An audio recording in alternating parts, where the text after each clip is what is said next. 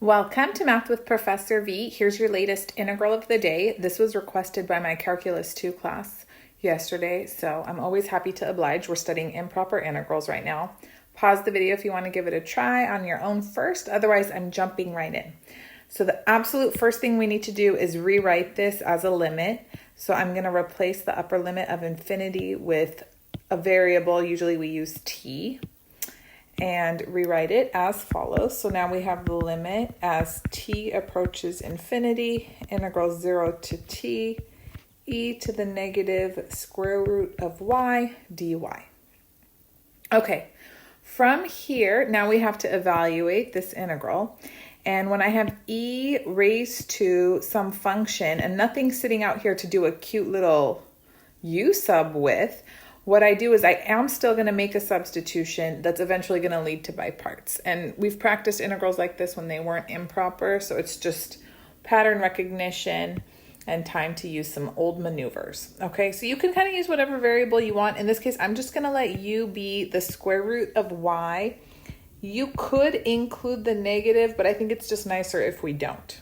Okay, now I need to figure out du in terms of, that's right, y and dy, but don't differentiate just yet because, taking the derivative of a square root's a little messy.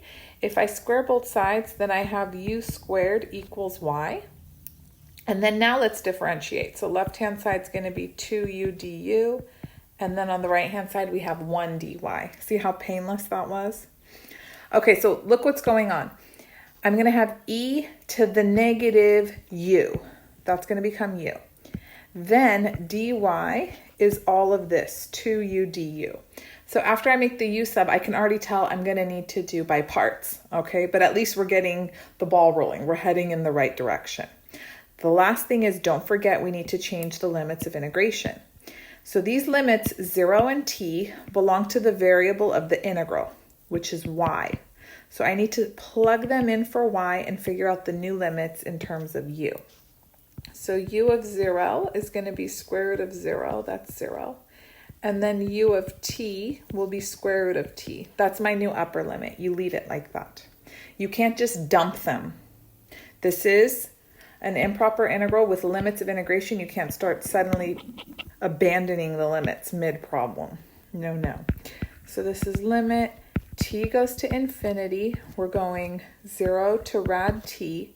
Now I have e to the negative u, and then instead of dy, 2u du. How are we doing? Are we okay? All right, good. Now, let's look. It's going to be time to do integration by parts. You can do traditional integration by parts, or I'm going to use the tabular method, di method. I'll let 2u be d, and then I will be e to the negative u. It works out really nicely, too, when you have improper integrals, because then you don't have so much writing to do along the way. You can just get to the final antiderivative much more quickly. So we have 2u, and then this is e to the negative u. So I'm going to differentiate until I get 0. So 2, and there it is. That was quick. Antiderivative of e to the negative u is negative e to the negative u, and then one more time, e to the negative u. Then from here, we take products on the diagonal, always left column to right column, one row down, and then the signs alternate. So the first one, you don't touch anything. Then the second one, you add an extra minus sign. Good. I have a whole video on tabular integration, or the di method. If you haven't seen it before, it's linked in the description. So now we've got limit t goes to infinity. We're ready. Isn't that cool? This is going to be 2u times negative e to the u. So that's negative 2u e to the negative u. And then this product, I'm going to add that extra negative. So minus 2 e to the negative u. I already have my whole antiderivative. That was fabulous. Evaluated from 0 to rad t. Okay. Now here, let's be careful and let's set ourselves up so we don't make any careless errors while evaluating the limit and whatnot. I'm going to factor out the negative 2. It's just going to make things so much easier to not have negatives and not have extra constants. So I take the negative 2 out. Now I have u e to the negative u plus e to the negative u. evaluated from 0 to rad t. Don't you feel better already? Good. Now we can plug in our limits of integration. So we've got limit, keep writing that lim until there's no more t's, until you've actually evaluated it. This is rad t times e to the negative rad t plus e to the negative rad t. I plugged in the upper limit. Minus lower limit's going to be 0 times e to the 0 plus e to the 0. Good. Now, tip. When evaluating limits, it's helpful when you have negative exponents to rewrite them in the denominator, rewrite those terms with positive exponents. It really helps your brain evaluate the limit more easily. So I'm going to do just that. I'm going to write this as rad t over e to the rad t plus, same thing with this guy, 1 over e to the rad t. And then what's going on over here? This is 0. This is 1. So minus 1. Good? Okay, now we just have to evaluate the limit. So minus 1, that's just a constant. That's minus 1. Perfect. We got it. 1 over e to the rad t. T is going to infinity. Rad t is still going to infinity.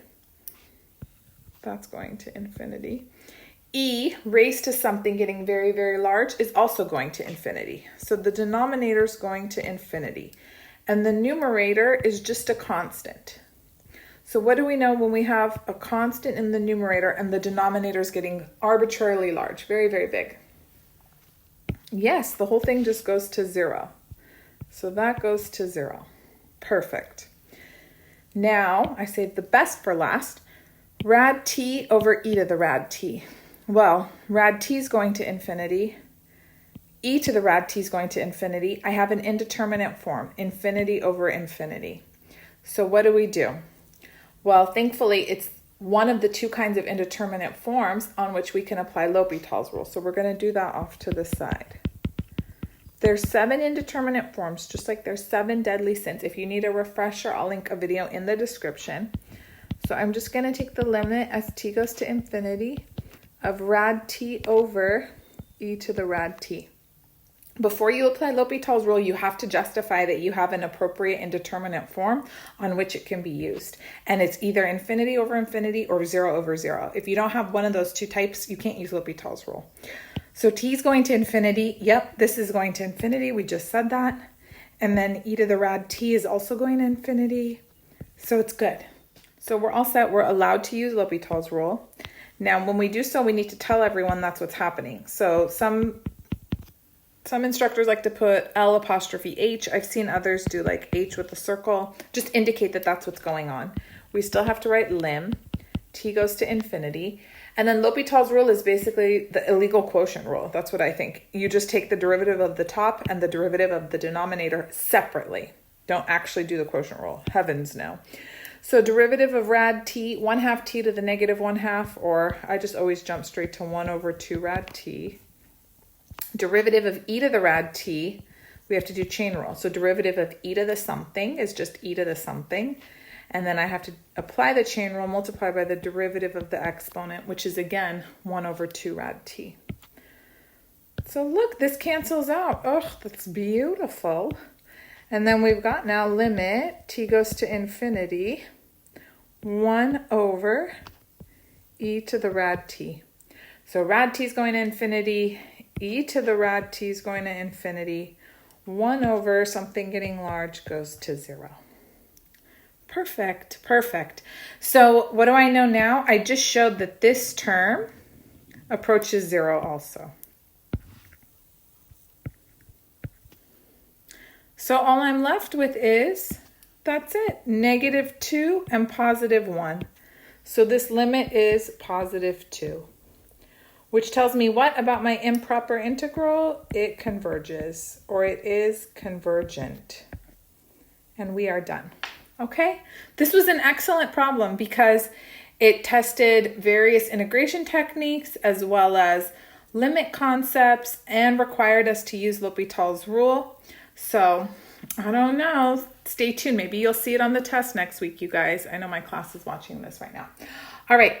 If you enjoyed the video, don't forget to give it a thumbs up. Subscribe if you haven't already. If you need to review any of the concepts, limits, L'Hopital's rule, indeterminate forms, integration by parts, I have so many video lectures. I'll link the key ones that correspond to this video that you might need in the description, and then feel free to browse through my YouTube channel, go through the playlist. Also follow me on Instagram, TikTok, Math with Professor V. I'll be back sooner than later. Love you. Bye.